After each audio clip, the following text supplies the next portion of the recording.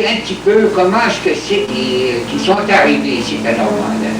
Ils ont parti de Saint-Félicien en canot avec Jim Raphaël, un Indien. Puis de la chute à l'eau, ils se sont tracés un chemin de pied à venir sur le lot. Ils se sont tentés. Je suis Roland Barnard aujourd'hui pour avoir le petit ruisseau là. Ils se sont tentés là. Pour avoir de l'eau. Il était venu voir avant comment ils savaient où était leur lot. Ah, il montait là. Ah, il montait. Ouais. Mais qu'est-ce qu'il nous a dit? C'était tiré au sort, puis c'était arpenté. C'était par numéro. 2 lots de large, 2 lots de long. Puis qu'est-ce que vous restez, vous aussi, là? Ça, c'est l'eau que votre père a arrivé. Absolument ça. A défriché. Absolument ça. La deuxième année, il y a eu une bonne récolte pour la grandeur qu'il avait semé. La première année, ça n'a pas été bon. Est-ce qu'il était construit, le camp était construit? Oui, dans le camp, oui. Il demeurait dans le camp? Dans le camp, ouais. Jusqu'à le petit campé là, à peu près. Quand ils ont arrivé ici à Normandin, les 7 premiers, là, ils sont-ils bâtis un camp pour les... Non, il y avait chacun le camp. Il y avait chacun le camp. Ouais. Là, chacun leur lot. Chacun leur lot. 2 lots de large, 2 lots de long. Bon. Le 6 puis le 5. Le rang 6 puis le rang 5. Pouvez-vous nous dire comment ça nous a pris le temps à partir de la chute à l'eau à venir ici? Oh, je sais pas trop comment. On doit prendre une couple de jours. Ils ont passé la saison d'été. Est-ce qu'ils sont retournés? Ils ont retourné à l'automne. Ils ont retourné à l'automne. Ils sont revenus le printemps ensuite, puis ils ont resté. Mon père se décourageait, voulait se retourner, puis maman ne voulait pas. Il a dit on va rester. Ils ont resté. C'est-à-dire, quand votre père est arrivé, quand ils sont venus la deuxième fois, il y avait-il des femmes avec eux autres, parmi ces 7-là qui ont arrivé, là, les premiers? Là, non, il n'y avait pas de femmes. Mais l'année suivante, il y avait-il des femmes qui ont arrivé avec eux autres? Il y avait-il qui étaient mariés? Je pense que c'était à 2 ans. C'était à 2 ans. Puis ils ont retourné chercher leur femme. Mais la première femme qui est arrivée à Normandin, Madame Honoré Hébert, il y a eu que le garçon avec la force, là. Le garçon Alphonse Cloutier, là. Bon. Ça, c'était une couple d'années plus tard. Mais c'est la première femme, ça. C'est la première femme. Oui. Ça fait que votre père, comment est-ce qu'il a été longtemps garçon ici avant de se marier? Ah, pas bien longtemps. 2 ans. 2 ans. Mais dans ce temps-là, les filles n'avaient pas tant qu'on voulait ici. Non, il a pris à Saint-Félicien. Saint-Félicien, il y avait des résidents. C'est un peu, oui. Le près au rando à Saint-Félicien. Puis il y avait Antoine Hébert, là, le père de plusieurs Hébert, là, vois-tu, là, ses descendants. Puis il y en avait d'autres aussi. Mais Saint-Méthode, puis Périboncourt, Mistassini, c'est rouvert avant ici par voie d'eau. Par voie d'eau. Non, mais c'est quand on pense à ça, sérieusement, comment ça s'est passé. Mettons-nous à leur place, là. Est-ce que nous autres, dans notre jeune âge, qu'on aurait été prêts à quitter le toit paternel, père et mère et toute la famille, pour aller s'exciter à au-delà de 200 000 dans le bois? Pas de chemin pour monter ici. De Saint-Félicien, il n'y avait pas de chemin la deuxième année. Jusqu'à Saint-Félicien, de Robert à Saint-Félicien, il y avait un demi-chemin. Puis rendu à Saint-Félicien, il n'y avait plus de chemin, là. Il montait le long de la rivière, puis il venait ses choix au portage à l'eau aussi, là. Ça montait à travers le bois. Seulement que ça avait été chaîné, ça. Les îlots avaient tous été chaînés par l'arpenteur normandin. C'est lui qui a donné le nom à la paroisse ici. Et puis, c'est une société de colonisation qui avait été fondée à Québec pour promouvoir la colonisation. Alors, il y a toujours qui faisaient la distribution des lots. Les lots étaient tous numérotés, puis ça s'est tiré au hasard, ça. Puis la terre de mon père ici, c'était un nommé Dupuis, de Québec, qui l'avait tiré. Puis papa l'avait acheté, lui, de ce monsieur Dupuis-là. Quand il est parti de Québec, il savait ce qu'il allait. Il savait qu'il était sur tel numéro. Il savait dans ce temps-là. Il ne savait pas nécessairement ce qu'il attendait. Non, mais tout de même. Non, il ne savait certainement pas. Mais il fallait être courageux. Quand on pense à ça, là, Éric s'en venir, vous savez, là, en plein bois comme ça, il savait qu'il allait avoir il y en avait déjà quelqu'un rendu là. Il y avait des moufles et des maringouins rendus dans ce temps-là. Oui, avant les autres. Avant les autres, avant les autres. Oui. Oui, j'ai entendu, pas entendu dire, mais j'ai lu un article du père Alphonse Poirier, un des premiers colons aussi.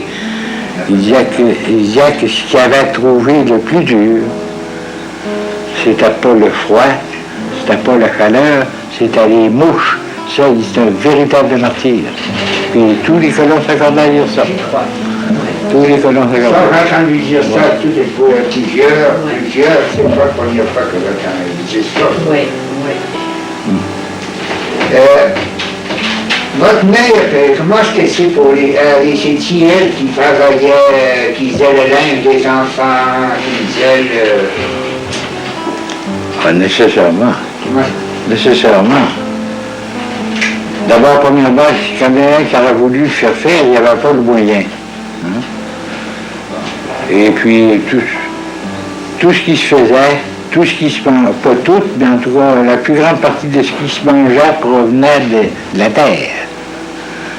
Quand on ne peut pas l'acheter, ben on cherche à se Puis, j'imagine que les vêtements aussi étaient confectionnés. Oui, nécessairement. Tissaient les vêtements. Nécessairement, oui. Préparer la laine. Ça, c'était pas rien chez nous. C'était tout pareil, justement.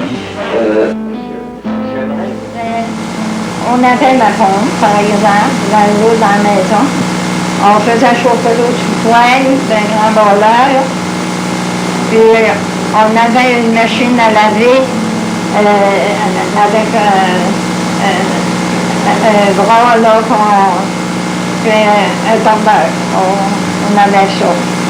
Mais par exemple, on trouvait que le linge ne se lavait pas assez bien. On avait notre linge à laver puis qu'on se frottait. Ça faisait des gros lavins. Le plancher, c'était pas tout. Quand on avait le moyen de s'acheter de la peinture, on le peinturait. Quand il n'était pas peinturé, il était blanc. On brossait avec, on se faisait du scie, là, pour brosser le plancher. Puis quand les enfants se traînaient, là, ça, je lavais mon plancher tous les jours. Dans le champ, je suis jamais allée à peu près dans le champ. Mais aller à l'étable, souvent le matin, ça, j'ai toujours fait ça. Laver les camisolets. Puis ensuite, il y avait beaucoup d'ouvrages à faire dans la maison. Oui. Le pire que j'ai trouvé, moi, dans ma famille, là, ça a été quand j'avais 7 ou 8 enfants. J'avais pas d'aide. Puis dans ce temps-là, on n'avait pas les quantités qu'il y a aujourd'hui. Mais après, heureusement que j'avais des filles qui étaient dans les plus vieilles qui m'ont aidée. Parce que je vous assure que ça a été dur, certain. Puis c'est quand les premières années, oui, mais les enfants, tu sais qu'ils gardaient, il n'y avait pas de voisins. Ben, dit ton père, dit, faites une petite voiture. Dans le temps des foins, par exemple, pour serrer le foin, n'importe quoi, Ou s'il allait, il était travailler dans la terre, il avait fait une petite voiture, puis quand il partait, il attachait il embarquait les enfants dans une petite voiture, puis il traînait avec eux autres toute la journée. Si c'est du fun, s'il était attaché en arrière de la forêt, la petite voiture était attachée en arrière de la forêt, puis il y avait tout le temps les enfants proches. Ça fait qu'il n'était pas inquiet des enfants. Sans les premières années. Oui, monsieur, oui, j'y ai été beaucoup. Puis j'aimais très ça. J'aimais ça, suivre mon mari, j'étais capable d'y aller, puis j'aimais bien ça. C'était pas mécanisé dans le temps. Ah ben non, on faisait tout au petit râteau, puis oui, des veilloges, j'en ai fait. Oh, j'en ai fait beaucoup. Mais vos enfants, je les gardais, les autres, quand ils allaient travailler Je les mettais chez le voisin. On peut te dire, nous autres, on disait, chez Pépire Clarois. C'était nos voisins, puis ils étaient vieux, hein. Puis c'était deux vieux. Puis elle me disait, ouais, amène tes enfants, va travailler avec ton mari, puis amène tes enfants. Moi, ils ont été élevés là, ces pauvres enfants, parce que j'ai travaillé beaucoup au champ, beaucoup. Puis ensuite, à la maison, on travaillait le soir, on travaillait au champ le jour, mais il fallait faire notre ouvrage de maison. Il fallait filer notre laine, on tricotait, on travaillait au métier, on a beaucoup travaillé. Le linge des enfants, c'est vous qui le faisiez, le linge des enfants? Je le tissais, mais je n'étais pas capable de coudre. J'étais pas droit. Mais j'avais une fille voisin encore, c'est elle qui faisait ma couture. Elle travaillait, elle venait m'aider souvent. J'étais plusieurs filles, puis elle était couturière. Elle venait coudre le linge des enfants. Alors, vous avez fait ce qu'on appelle de la flanelle. Oui, madame. Expliquez-nous donc ça. J'ai fait de la D'où vient le mot flanelle? Le mot flanelle, on commençait par filer la laine, on filait la chaîne. On n'achetait pas le coton-chaîne, il n'y en avait pas. Hein? On filait notre chaîne, puis ensuite on filait là-dessus. La chaîne, il fallait des tordre beaucoup plus pour qu'elle tienne sur le métier, c'est pour que ça s'effilote. Puis ensuite, on filait là-dessus. Quand on voulait faire l'ouvrage corotté, on teignait la chaîne, puis là-dessus rouge, puis l'autre corotté noir et rouge, par exemple, mettons. Puis les chemises de flanelle. Puis j'ai fait de l'étoffe. Ça, c'est dur à faire, l'étoffe aussi, ça. Comment ça se faisait, ça, l'étoffe? Ça se faisait double sur le métier. Ça, c'était 4 marches, ça se faisait double, puis c'était bien dur à travailler. Chaîne et dessus, grise. Puis là, quand c'était sur le métier, c'était comme de la flanelle. Mais seulement qu'il fallait la fouler. Là, on prenait une grande cube, on remplissait d'eau bien bouillante. Plus elle était chaude, mieux ça faisait. On mettait de la potasse, vous savez, le reste du savon qu'on faisait, on faisait notre savon. On mettait la potasse dans la cuve, puis là, avec des piloteux, là. Puis ça, quand le toffe était foulé, des fois, ça rapetissait des fois 2 verges. Vous savez, à force de fouler, là, Des zones. Des zones, c'est des zones, oui. Ah, ouais. Puis là, il fallait l'étirer, la presser, cette offre-là, il ne fallait pas qu'elle reste toute seule. Là, on faisait un billet de foulage complet. Là, on mettait la pièce de toffe sur la table, puis là, il y avait, ordinairement, ça prenait 6 hommes, hein? 2 d'un bout de table, puis 2 d'un bout de l'autre, puis un chaque côté de la table, pour pouvoir étirer le toffe. Puis là, après que les hommes l'avaient étiré comme ça, bon, là, on était deux repasseuses, avec des petits fers, pas à poignée de bois, des petits fers avec on pouvait se prendre une poignée de guenilles pour prendre le fer, il était très chaud. Oui, les poignées de fer. Là, on pressait notre étoffe, puis c'est avec ça qu'on faisait les pantalons des hommes, puis avec les chemises de flanelle corotées. On tricotait des bas de laine. Puis mon mari faisait toutes les chaussures des enfants. Toutes les chaussures de cuir, c'est tout lui qui faisait ça. Sauvage. Ça, les chaussures sauvages, oui. Dans ce temps-là, on n'achetait pas de combinaisons, puis on n'achetait pas de rien pour les hommes. Tout se faisait à la maison. Les combinaisons, les camisoles, les filles, c'était les cordelaines, les jupons, même les culottes pour les filles. En tout cas. Puis là, quand c'était fini, ça devenait comme d'autres choses, ça usait. Alors, on prenait les ciseaux, on coupait ça par les yeux, d'1 pouce de long. Puis un soir, après souper, on se mettait là, puis on faisait ça. On faisait tout ça, chacun des tours. On avait le temps de faire, les parents nous en donnaient temps, là, pour ça, ben là, vous allez, pour ça va être tout. On faisait ça, puis mettait ça dans une poche, les autres. Quand il en avait assez, ben, à la fin de semaine, papa barattait ça. Baratter, ça voulait dire qu'il servait d'une canisse à lait. Bon, puis c'était fait un gréement là-dedans, là, avec des pâtes, là, puis avec de l'eau bouillante, puis il envoyait de l'eau bouillante là-dedans. Puis il barattait ça, puis il versait un sang, puis il versait l'autre pour pouvoir que ça se défaisse, ça. Hein. Après, c'était de fait, il rinçait ça pour enlever la broue, puis il mettait chasser ça, comme on va chasser la laine le printemps. Puis après ça, là, c'était l'écardage. On écardait ça, là, il écardait ça à la main quand il y avait le temps, là, les hommes comme les femmes. Puis il filait après ça.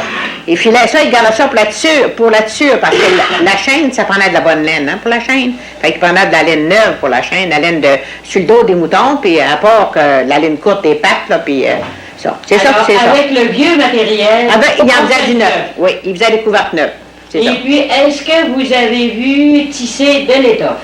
L'étoffe du pays. Tisser de l'étoffe, ça se tisse pareil comme on peut tisser une serviette, mais après ça, c'était de l'enlever sur le métier puis de la fouler.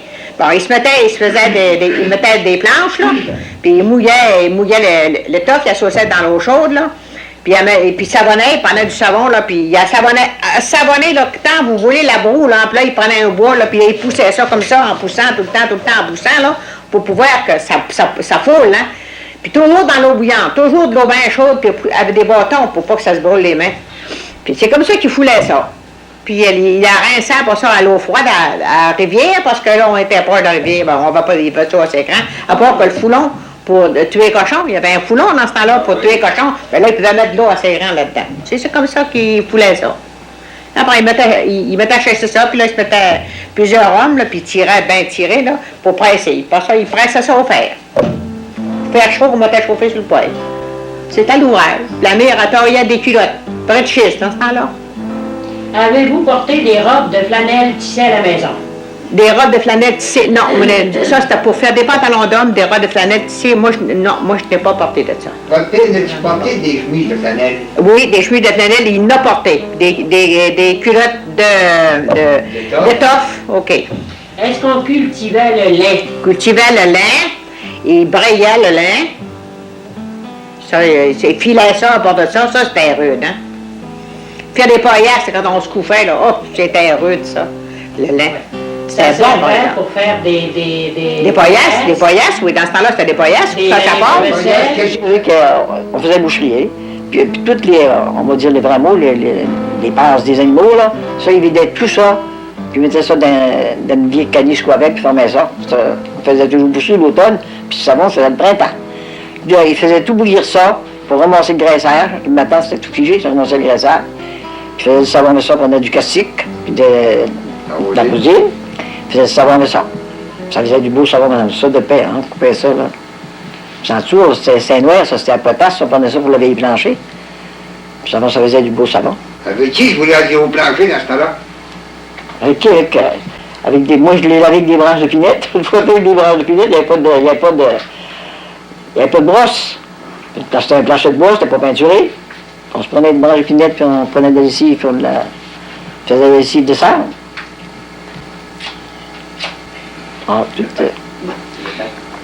C'est dans ce temps-là vos planchers, il n'y avait pas de plancher de peinture, rien. Oh non, je n'ai eu plus tard.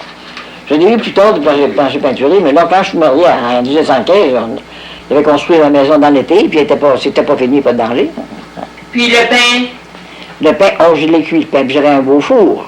Je cuisais dans le four. Je cuisais 19, 20, 22 pains à la fois, des beaux gros pains. Je ne vais pas me vanter, mais je cuisais du très beau pain.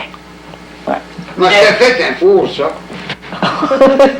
Je l'ai vu faire, mais vous dire, là, c'était vite. C'était un rond comme ça, là. Non. C'était comme ça, puis je faisais ça avec des... C'était fait avec de la glaise. De la terre, oui. Ouais. Et je faisais piloter les enfants dans la bas, pour les faire le mieux, on va dire, là. J'imagine que l'hiver, vous avez fait du beurre aussi. J'ai fait beaucoup. Quand on a pu aller à la fromagerie, là, on faisait du beurre. Ouais, on avait pas de centrifuge. Hein. C'était des crémeuses. On mettait le lait dans la crémeuse. On avait 2 crémeuses, une qu'on convidait le soir, puis une le matin. On montait la crème. Puis on faisait avec un petit moulin. On faisait du beurre avec ça. On faisait du beurre pour l'hiver. Puis...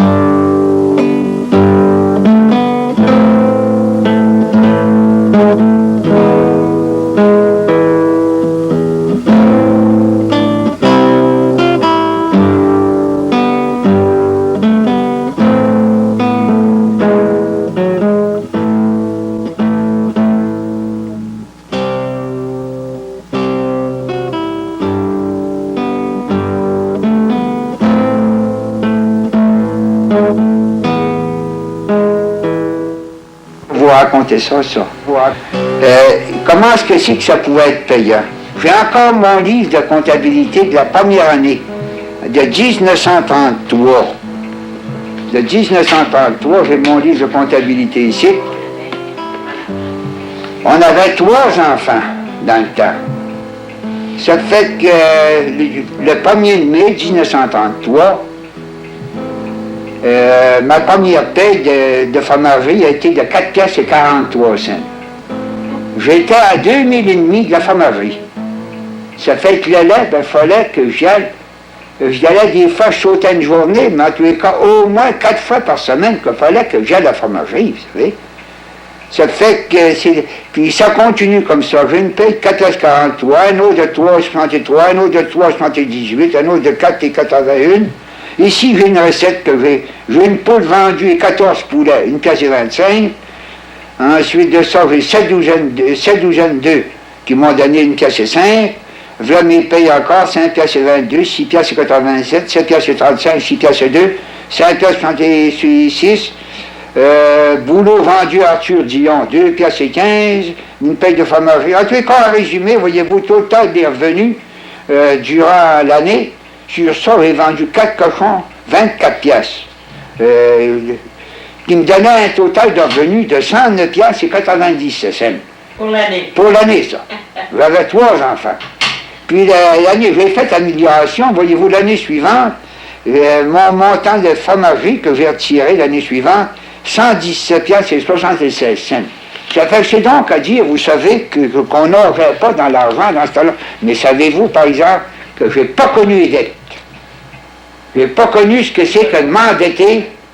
Ça, je n'ai jamais connu ça. Mon père a tout le temps dit, surveille les dettes, surveille les dettes. C'est avec 6 vaches.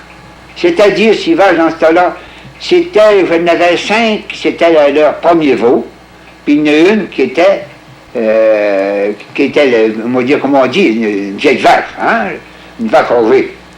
Ça fait que c'est avec ça que j'ai commencé, puis après ça, j'avais 15 poules quand j'ai commencé.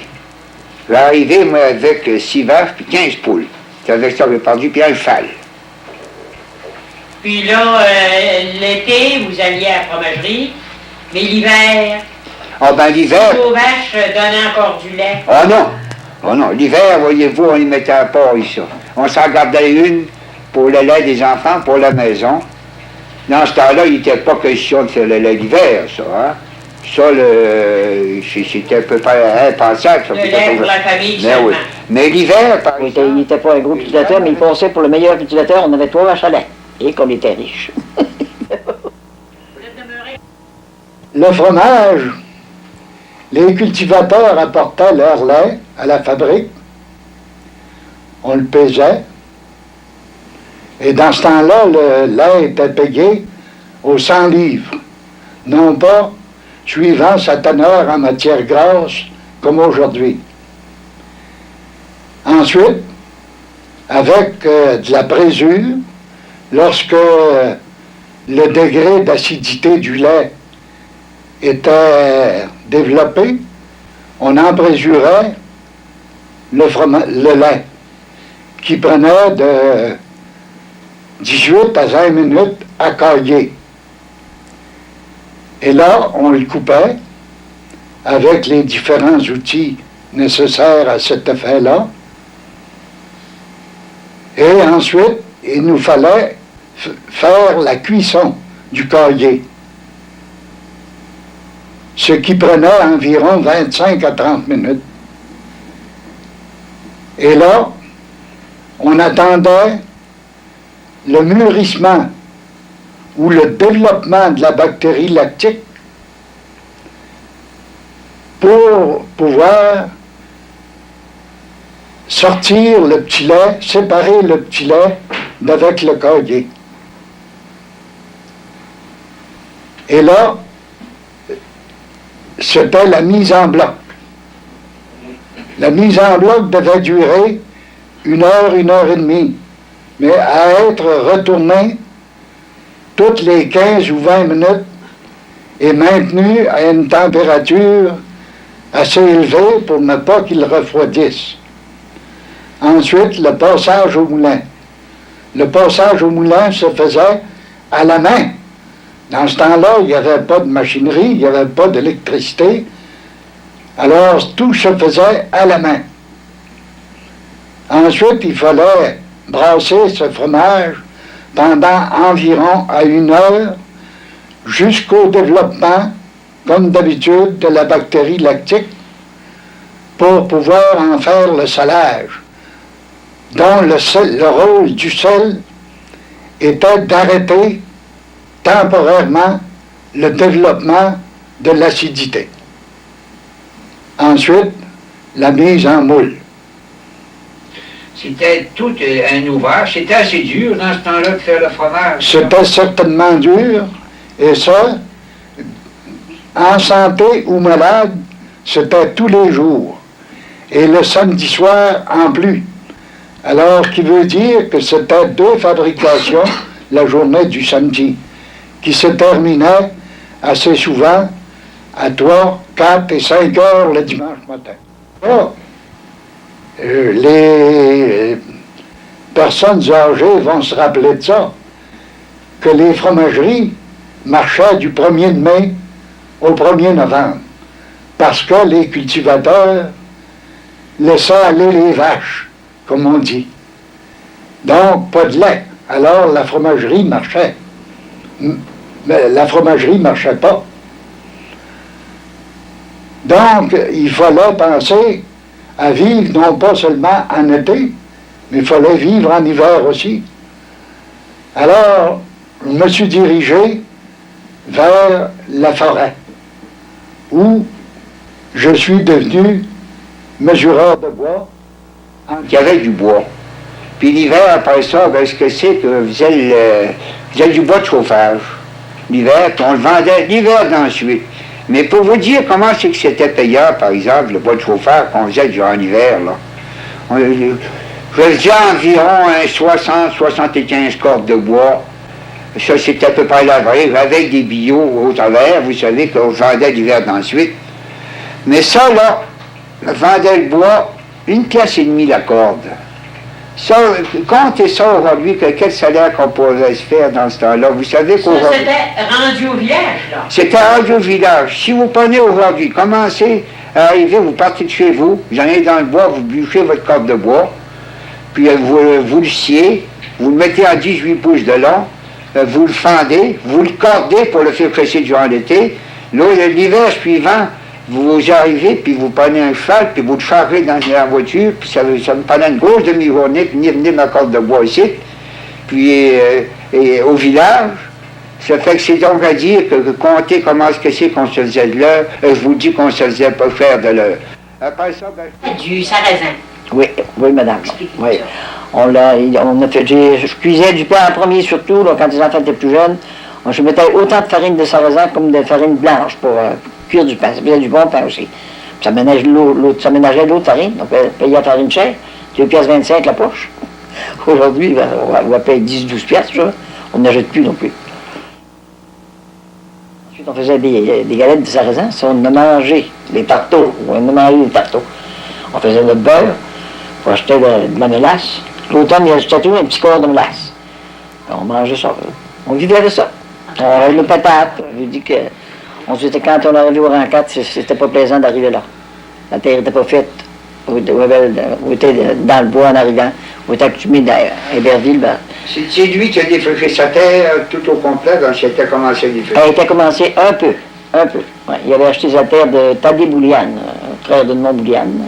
Il avait acheté cette terre-là, c'était pas défriché. Il a commencé à défricher presque en arrière de la maison, là, puis il faisait des billes de terre dans son, il engageait du monde. Il ne s'engageait pas, il venait bénévolement, travaillait à terre, puis il a défriché. Puis les petits garçons vieillis.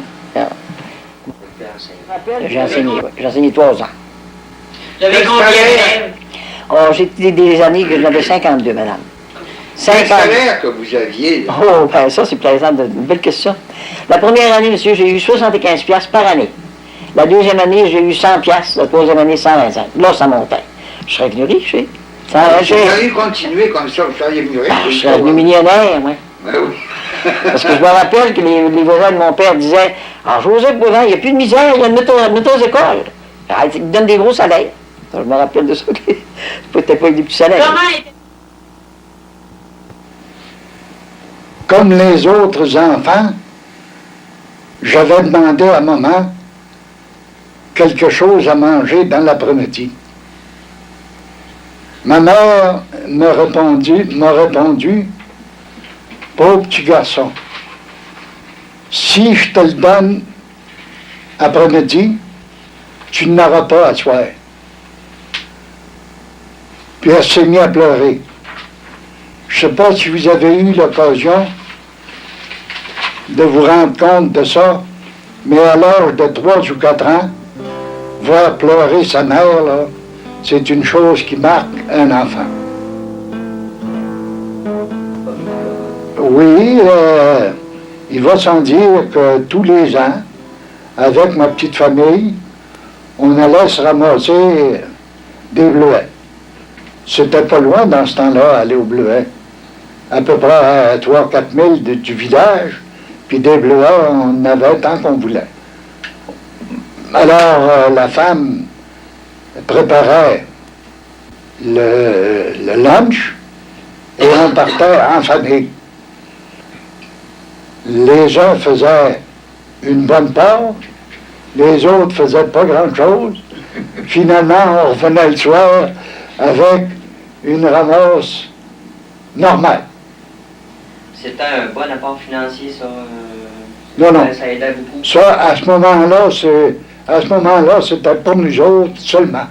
On n'a jamais ramassé de bleuets. Or, j'ai dit non, c'est vrai, en effet, mes petites filles ont ramassé une couple d'années pour vendre. C'était pour payer leurs études. À ce moment-là, il n'y avait pas d'allocation familiale, il n'y avait pas de revenus beaucoup. Alors, quand c'était le temps de partir pour les écoles, il fallait que la valise soit prête. Et c'est alors que les petites filles ramassaient du bleuet pour leur valise. C'était courant. Il y a beaucoup de gens qui faisaient ça. À peu près tout le monde faisait ça. Puis c'était un moyen chantier, les champs s'emplissaient de monde? Oh, le village se vidait. Le village se vidait, à peu près tout le monde allait au bleuet. Les uns pour vendre, d'autres pour eux autres seulement, mais à peu près, puis il n'y avait pas d'or.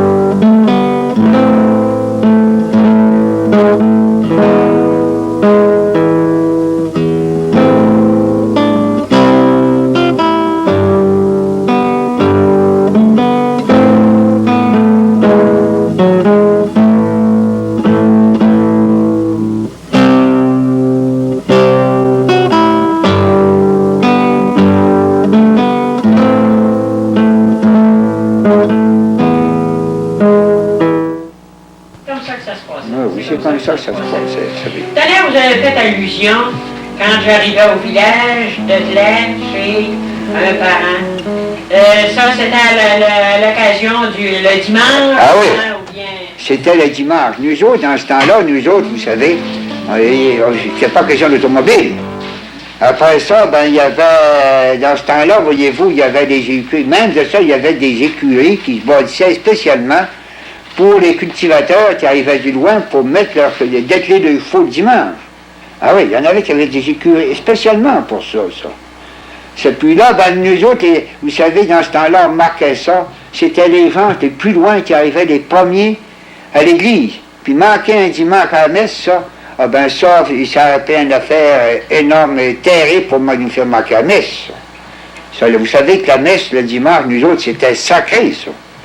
C'est comme quand on arrivait, puis qu'on est jeune, vous savez, quand on était à 4000 et demi de l'église, dans le temps qu'on était jeune, bon, ben demain, les enfants, là, vous allez aller faire les Pâques, là. On va faire nos Pâques demain. Là, on commençait le soir, ils commençaient à nous laver, puis à travailler, puis tout ainsi de suite. Puis le matin, on se levait le matin à 4 heures pour aller faire le ménage. Puis la messe, la basse messe, c'était 6h30, 7h le matin, dans ce temps-là, vous savez. Puis là, ben, il ne fallait pas avoir bu une gorge d'eau, ni même des choses, on n'a quasiment pas le droit d'envaler notre salive. Fallait être à jeun pour communier. Puis dans ce temps-là, communier, ça ne communiait pas aux grand-messes, ça communiait seulement qu'aux basses messes. Ils ne donnaient pas communion aux grand-messes. Mais s'il avait fallu qu'il aurait donné la communion aux grand-messes dans ce temps-là, la messe commençait vers 9h30, on partait tout le temps, nous autres, vers 8h de chez nous pour venir à la grand-mère, qui était le secrétaire de la municipalité, puis de la commission scolaire. Puis lui, il disait que le monde venait tout le temps payer leurs taxes à la salle publique. Ça fait qu'avant la messe, il arrivait de bonne heure, puis ceux qui y arrivaient, puis ils ouvraient ses livres avant la messe, puis quand on allait l'heure de la messe, il allait à la messe, puis après la messe, ben là, tant qu'il y en avait qui venaient pour payer, surtout dans le temps que le monde payait les taxes, là, ben là, mon père pouvait être 1h30, même de ça, 2 heures, vous savez, à la salle publique, mais nous autres, on était dans la voiture, quand on était jeunes, on était dans la voiture, puis on attendait. Ça fait que ça nous mettait qu'on arrivait, nous autres, vers 1h30, même de ça, à 2h de l'après-midi, vous savez. Ça fait que ça nous faisait des dimanches longs. Le premier vendredi du mois, à ce moment-là, comment ça s'observait? Ah bien, le premier vendredi du mois, ça, autant que possible, il fallait assister au premier vendredi du mois. Après ça, bien, il y avait, dans ce temps-là, il nous parlait, quand on commençait les vendredis, il nous disait que les 9 vendredis de suite, ben là, notre place était au ciel, hein. Ça fait que, figurez-vous, on l'a à peu près tout fait, c'est ça, nous autres, nos... Même plusieurs fois. Oh, mais oui, mais oui, mais oui. Tout le temps, monsieur. Tout le temps, moi et de ma famille, mes garçons étaient vieux, ils allaient vers les filles, puis ils partaient jamais sans dire maman, dites-nous la prière avant qu'on parte. On se mettait tous à genoux, c'était la grande prière, surtout dans le carême. Hein? À part du carême, de temps en temps, ben, on mettait la grande prière quand les jeunesses étaient pressés, par exemple. Ben, le chapelet, la grande prière, puis les litanies, ça s'est dit. Tous les soirs. Tous les soirs. Je laissais encore la grande prière à part de ça, puis ils m'ont enregistré à Québec la semaine passée, mais ils m'ont fait faire la prière, puis ils m'ont enregistré. Vous pourriez dire, on l'a dit, en fait. Oh oui. C'est bon, ça. Quand nous allons dire un bout de cette prière-là? Ben, m'a dit jusqu'à notre père, le premier bout, là, parce qu'après. Oui. Mettons-nous à la présence de Dieu et adorons-le. Je vous adore, mon Dieu, avec la soumission que m'inspire la présence de votre souveraine grandeur. Je crois en vous parce que vous êtes la vérité même. J'espère en vous parce que vous êtes infiniment bon. Je vous aime de tout mon cœur parce que vous êtes souverainement aimable et j'aime aussi mon prochain comme moi-même pour l'amour de vous. Remercions Dieu des grâces qu'il nous a faites. Quelles actions de grâce vous rendrai-je, mon Dieu, pour tous les biens que j'ai reçus de vous. Vous avez songé à moi de toute éternité, vous m'avez tiré du néant, vous avez donné votre vie pour me racheter, vous me comblez encore tous les jours de l'infinité de faveur. Et là, Seigneur, que puis-je faire en reconnaissance de tant de bonté? Joignez-vous à moi, Esprit bienheureux, pour louer le Dieu de miséricorde qui ne cesse de faire du bien car plus indigne et plus ingrate de ses créatures. Remercions Dieu des grâces qu'il nous a faites. Quelles actions de grâce vous rendrai-je, mon Dieu, pour tous les biens que j'ai reçus de vous? Vous avez songé à moi de toute éternité, vous m'avez tiré du néant. Vous avez donné votre vie pour me racheter, vous me comblez encore tous les jours de l'infinité de faveur. Et là, Seigneur, que puis-je faire en reconnaissance de tant de bonté? Joignez-vous à moi, esprit bienheureux, pour lui le Dieu de miséricorde, qui ne cesse de faire du bien, plus indigne, plus ingrate de ses créatures. Remercions-lui des grâces qu'il nous a faites, quelles actions de grâce vous rendrai-je, mon Dieu. Je pense que je l'ai dit ça. Puis ensuite, après qu'on dit à notre Père, c'est le Marie. Ensuite, mon Dieu, je sais que je mourrai peut-être, mais jusqu'à peu de moments à vie, peut-être ne sortirai-je pas du lit où je me coucherai cette nuit. Aussi m'avertissez-vous d'y entrer comme dans mon tombeau. Je sais, Seigneur, qu'à l'heure de ma mort, je voudrais avoir vécu sans péché, vous avoir toujours aimé. Mettez-moi dès à présent dans ces saintes dispositions. Oui, mon Dieu, je déteste le péché, je crois ce que l'Église m'enseigne. Je vais en route mon espérance, je veux vivre et mourir à votre amour. Je vous ramène mon âme qui vous a tant coûté. Oh mon Dieu, ne permettez pas que le sang précieux que vous avez versé pour elle soit inutile. Vierge Sainte, Mère de mon Dieu, après lui, mon unique espérance, mon honneur, mon saint patron, intercédez pour moi, protégez-moi, priez pour moi, afin que je puisse servir Dieu comme vous sur la terre, le louer éternellement avec vous dans le ciel. Amen. Ça fait que vous étiez, on peut dire que vous étiez du monde de l'Église. Oui, monsieur, très de l'Église. Qu'on ne manquait jamais de messe. Quand il n'était pas capable d'aller en voiture, il allait à pied. Dans les jours saints surtout, vous savez. Oui, la fond des neiges. À Bénition des Comment Cieux. ça donnait de 1000 partir de chez vous à venir à Il y avait 4000. 4000, hein? Il partait à pied. À pied, puis il allait surtout à Bénition des Cieux, dimanche des Rameaux, vous savez comment c'était dans le printemps. Oui. Les voitures, les chemins n'étaient pas comme aujourd'hui. Après ça, après la messe, il y avait l'évêque. L'évêque, on t'attendait l'évêque, oui. Il y avait le petit catéchisme. Le catéchisme, oui. Ça faisait après la messe. Oui, il y avait une demi-heure de catéchisme. Puis oui, ça, c'était. Il fallait que les enfants entendent les catéchistes. Les enfants venaient à la messe, puis ils restaient au catéchisme. C'est donc à dire que vous partiez à quelle heure de chez vous le matin pour venir à la messe? Ben, la messe dans ce temps-là était à 10h, on partait à 9h. 9h15. Vous étiez de retour à quelle heure? On a fait notre chemin de croix dans la messe. Ah oui? On a fait notre chemin de croix dans la messe. Vous étiez de retour chez vous à quelle heure? 1h15. Bon. Bon, ça en est dans la voiture. Les parents m'ont demandé pour faire le mois de Marie dans ma classe. Comme j'étais jeune, et j'avais seulement 17 ans, j'ai dit, moi je fais pas ça sans en parler, M. le curé, je sais ce qu'il va dire, M. le curé, lui, là. Je connaissais très bien M. le curé, puis il me connaissait aussi. J'ai descendu au village, puis là, je viens de parler de ça. Là, il s'était à côté sur son bureau, il a pensé une secousse, il dit, je te donnerai bien l'autorisation. Mais il dit, quelle surveillance sur ta classe? Il va falloir surveiller beaucoup, ça va être en partie des enfants qui vont aller au mois de Marie. Ils vont négliger le devoir, ils vont négliger les leçons, et ça va te faire une surveillance épouvantable. Mais il dit, en tout cas, il dit, je te le permets pour une année, on va l'essayer. Et il m'a donné une belle grande statue à Saint-Pierre, elle était haute comme ça. Puis là, le soir, les parents, là, les jeunes filles, les jeunes gens étaient venus dresser une belle hôtel, on avait une belle hôtel. On faisait le mois de Marie. Et il m'a demandé, M. le curé m'a demandé, il dit, à quelle heure que tu veux mettre ça à peu près? J'ai dit, 7h le soir, puis 3h le dimanche après-midi. Il dit, ça n'aura pas de monde. C'est le temps des semoirs, dans le mois de septembre. Tu n'auras seulement des enfants. En tout cas, dans le mois de mai. J'ai dit, on va l'essayer. Le soir, à 7h, madame, tout le monde dételait sur les charrues, ça se tuasse, puis ça venait s'agenouiller au pied de Saint-Pierre. C'était la grande prière, le chapelet, 2 cantiques, puis une belle lecture. Il m'avait prêté un beau livre du mois de Marie, là, des belles lectures que je lui faisais. C'était très émouvant de voir dételer. Puis quand il avait fini de lui prière, là, il rappelait, puis il travaillait jusqu'à la nuit, jusqu'à 9h.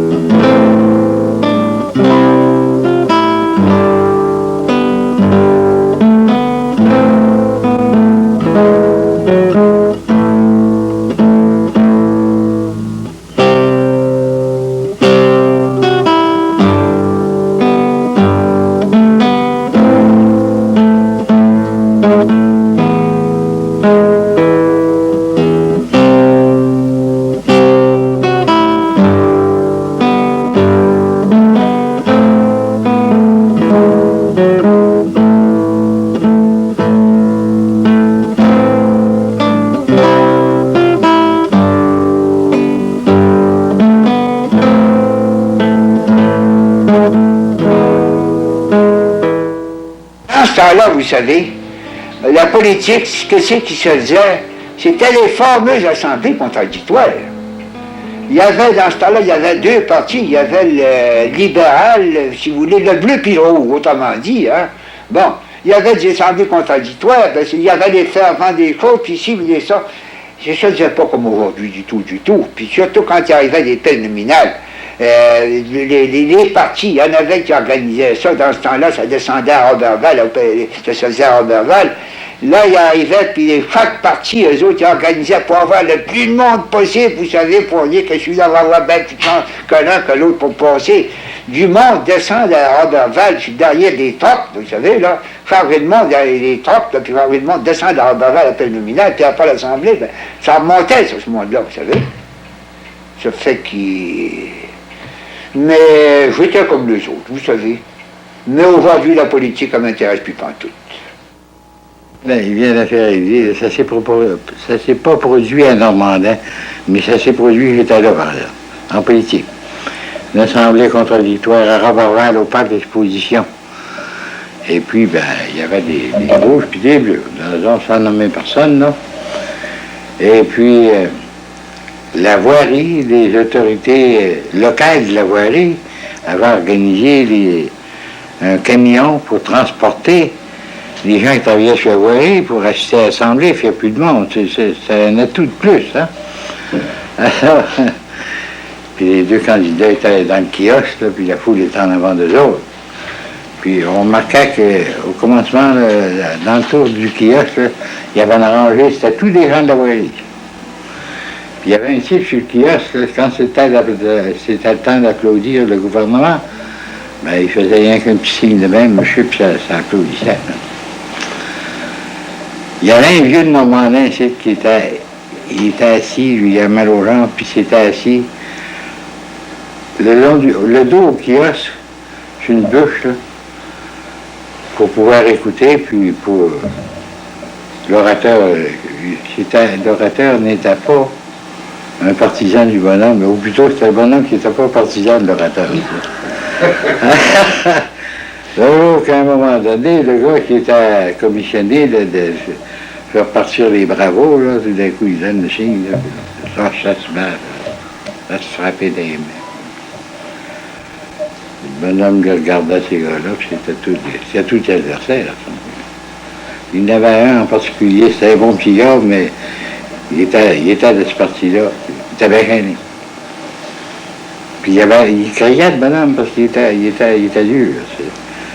Je regardais le bonhomme, il applaudissait, mais il watchait le bonhomme. Puis, d'un coup, après ça a été fini, là, le bonhomme dit, en regardant le gars, il dit, t'as pas honte. Dans ce temps-là, il n'y avait pas la télévision. Alors, les rapports des pôles venaient par téléphone. Et puis, on se rendait donc vis-à-vis le pôle. Et l'officier rapporteur, chaque fois qu'il y avait un téléphone, il sortait sur la galerie puis il disait, disons par exemple, le pôle numéro 10, soit Saint-Félicien, majorité d'un tel, soit pour le candidat libéral, soit pour le candidat le conservateur, parce qu'à ce moment-là, il n'y avait rien que deux partis. Cette fois-là, il y avait un certain monsieur de Normandin, un homme assez âgé, et puis, à un moment donné, il traversait du côté, parce que les clans étaient séparés. D'un côté de la rue, c'était les libéraux, ou les rouges, si vous voulez. Puis de l'autre côté de la rue, c'était les bleus, les conservateurs. Et alors, ce vieux-là, lui, chaque fois que l'officier reporter sortait sur la galerie pour annoncer un résultat, dépendait de la majorité. Le vieux, lui, voyageait d'un côté ou de l'autre pour être sûr de ne pas se tromper.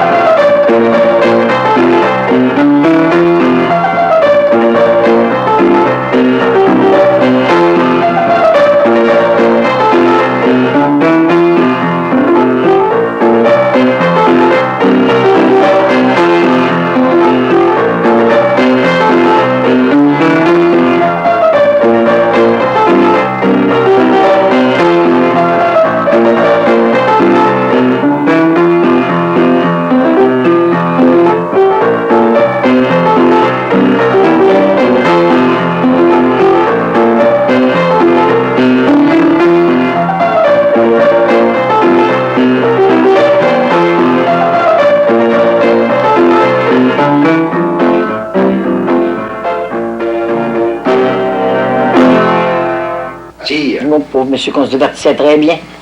Ça, surtout à partir du mois de janvier, 1er de janvier, aller au jour gras, là. Ça, c'était une veillée après une autre. C'était un souper chez un voisin. Le lendemain, c'est chez l'autre voisin. Tous les soirs, tous les soirs, tous les soirs. C'était des soupers. Là, ils chantaient, puis ils se contaient du histoire. Il y avait du fun, ils jouaient au pain. Par exemple, oh, ça c'était le fun, madame. C'est vrai que c'était le fun. C'est vrai qu'on faisait des veillées, ben, on faisait des veillées un peu contre les parents, parce que les parents, ils avaient toujours la responsabilité, les autres, les prêtres de Fandel de faire des veillées, de Fandel de faire danser. Bon, on avait toujours un petit propos, on profitait d'une fête de 25 ans, ou d'une fête d'ici, puis une fête de ça, pour avoir l'occasion de faire une noce. Ou donc, qui s'en mariait avec quelqu'un, ben là, on noçait 8 jours de temps. Là, par exemple, là, on avait du plaisir. Là, on faisait des belles veillées, puis du chant, puis comme les veillées canadiennes qu'on fait aujourd'hui. Tout le monde chantait, tout le monde dansait, puis tout le monde s'amusait. Il y avait des périodes de jeux, je pense, pendant les soirées. Oui, on faisait des jeux d'assiettes, des jeux de pas d'amour, toutes sortes de jeux de même qui se faisaient devant tout le monde, non? Ça, le monde, moi, je trouve qu'ils ont avait du plaisir, puis on voyait être l'air, pas ça, on n'était pas loin. Ma femme du temps arrive, puis nous autres, la maison était grande sur mon père. De coin en coin, là, je pense que ça pouvait faire, une trentaine de pieds de long. Tu vois que c'était une causeuse qu'il y avait dans ce temps-là. Mais là, la causeuse, elle avait fait placer la causeuse dans un coin, puis la belle-mère au Watchford de ce bord-là, vous savez. Fait qu'à un moment donné, ma femme change la causeuse de place, elle ne nous voyait pas. Mais on avait rien qu'un soir. Là, après veillée, elle a averti de mettre la causeuse, que c'est comme vous êtes.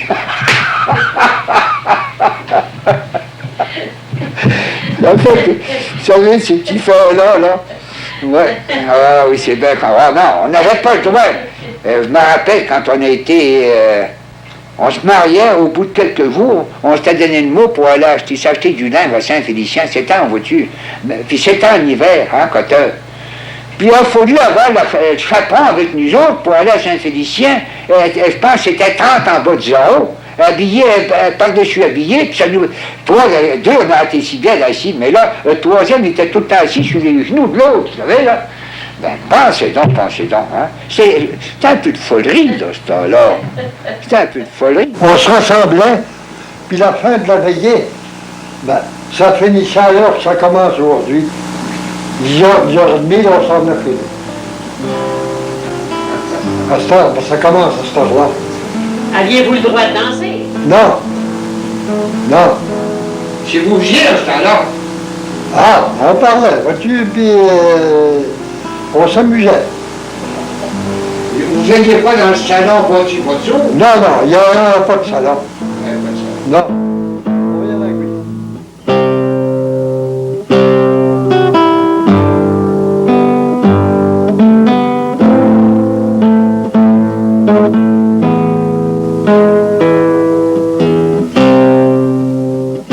C'était pas comme aujourd'hui. La vie était pas comme aujourd'hui. On se contentait bien, mais on m'a remarqué ça. Non. Aujourd'hui, c'est fait que je passe à travail. Oui. Si Normandin est comme aujourd'hui, vous savez, c'est parce qu'il y a eu du monde qui ont travaillé pour le bien de la paroisse. Puis moi, je me dis, pour continuer, il y en aura tout le temps d'ouvrage. Les deux générations peuvent se rapprocher et doivent se rapprocher. Mais la vie est belle quand on sait. La vie est belle, franchement. La vie est belle quand on s'y intéresse. Moi, franchement, j'ai fait une belle vie à Adelbourg, mais j'ai fait une belle vie à Normandin. J'ai pas rien et pas regret à rien. J'en ai certainement des souvenirs. On était plus heureux. On savait ce qu'on voulait. Les autres ne savent pas ce qu'ils veulent. Non, mais j'étais pas plus heureux que je suis aujourd'hui. Ce que vous êtes actuellement, cette paroisse de Normandie dont vous êtes fiers, il y a plus de titres, dites-vous le mérite à ceux qui nous ont précédés. Votre mérite à vous autres, il commence. Nous allons voir dans quelques années ce que vous aurez fait de Normandie. Vous aurez fait avec ce que vous êtes Parce que c'est avec son art qu'on fait sa vie, et c'est avec son art aussi que l'on travaille et que l'on produit des œuvres.